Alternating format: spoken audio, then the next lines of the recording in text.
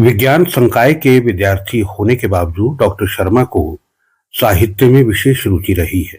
विश्वविद्यालय स्तर पर डॉक्टर नरेंद्र की साहित्यिक सहभागिता सभी को आकर्षित करती रही है। रसायन विज्ञान में पीएचडी की उपाधि प्राप्त doctor Narendra Sharma lecturer chemistry के पद पर लगभग 20 वर्षों तक हिमाचल प्रदेश उच्चतर शिक्षा विभाग में कार्यरत रहे हैं। डॉक्टर नरेंद्र शर्मा 10 वर्षों से ज्यादा समय तक प्रिंसिपल के पद पर कार्य करते हुए सेवानिवृत्त हुए हैं। डॉक्टर शर्मा यूनियंस में भी काफी सक्रिय रहे हैं और प्रिंसिपल एसोसिएशन के स्टेट चेयरमैन भी रहे हैं।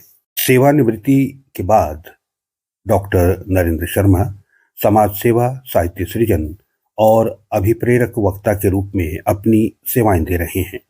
डॉक्टर नरेंद्र शर्मा प्रकाशित और संकलित होते रहे हैं। तो आइए सुनते हैं डॉक्टर नरेंद्र शर्मा से उनकी कविताएं।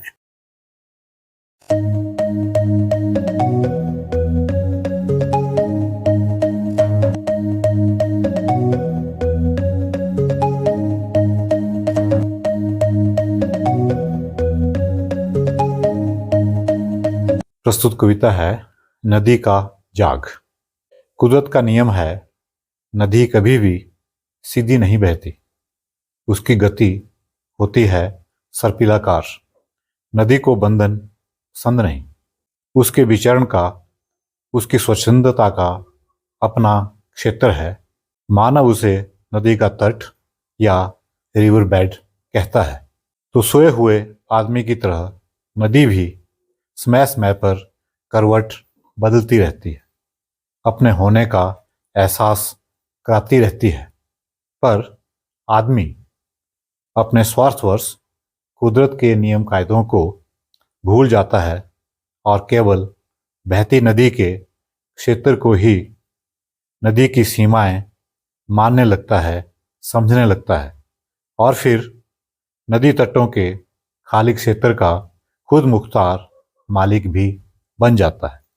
आखिर समय समय पर सुप्त नदी जब जब जागती है, अंगड़ाई लेती है, अपनी स्वच्छंदता की लय पकड़ती है, तो वह आदमी को उसकी हद बता देती है, औकात बता देती है, बिना किसी प्रक्रिया के, बिना किसी आदेश के, और फिर पहले की तरह शांत हो जाती है, जैसे कुछ हुआ ही ना हो।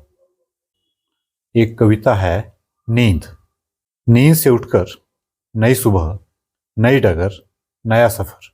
नींद से उठकर नई सुबह, नई डगर, नया सफर, नया अनुभव, और फिर वही थकान, वही छत, वही आराम, वही सुकून, वही नींद। पर कितना विरोधाभासी है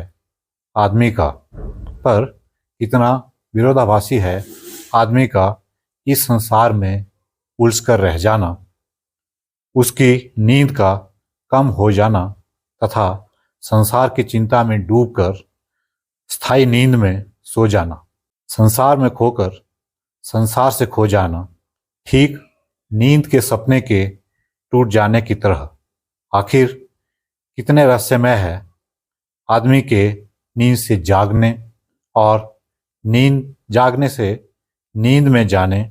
आखिर कितने रहस्यमय है आदमी के नींद से जागने और फिर जागने से नींद में जाने तथा स्थायी नींद में जाने का यह जीवन चक्र का जीवन दर्शन। प्रस्तुत कविता है चेतना। चेतना के सार के तार छिड़ते ही हिलने लग गए सत्ता के निजाम। चेतना के सार के तार छिड़ते ही हिलने लग गए सत्ता के निजाम, और बजने लगे निजाम के तार, और फिर गूंजने लगे धर्म चेतना के स्वर, जाति चेतना के स्वर, राजनीतिक बयानों की बयार। पर नजर नहीं आए मानव चेतना के स्वर, समाज चेतना के स्वर। पर नजर नहीं आए समाज चेतना के स्वर, मानव चेतना के स्वर। आखिर शातिर निजाम पुरजोर बजा देता है चुनाव के ज्वर तथा चुनाव के ज्वार का शंखनाद, और फिर भटका देता है दबा देता है, नकार देता है चेतना के सार के तार के सुर, किसी नखार खाने में तूती की आवाज की तरह। प्रस्तुत है तरंगों के रूप में कुछ मुक्तक।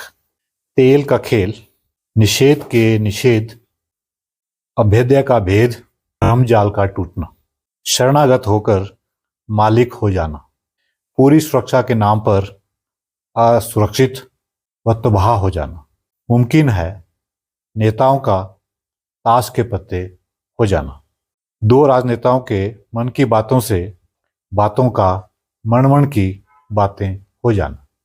आपके सामने एक छोटी सी कविता है, नियति। भ्रम था, जाल था, भ्रम जाल था, भ्रम था, जाल था, भ्रम जाल था, आखिर नियति है उसका टूटना, आखिर नियति है उसका टूटना, सो भ्रम भी टूटा, जाल भी टूटा, भ्रम जाल भी टूटा। धन्यवाद।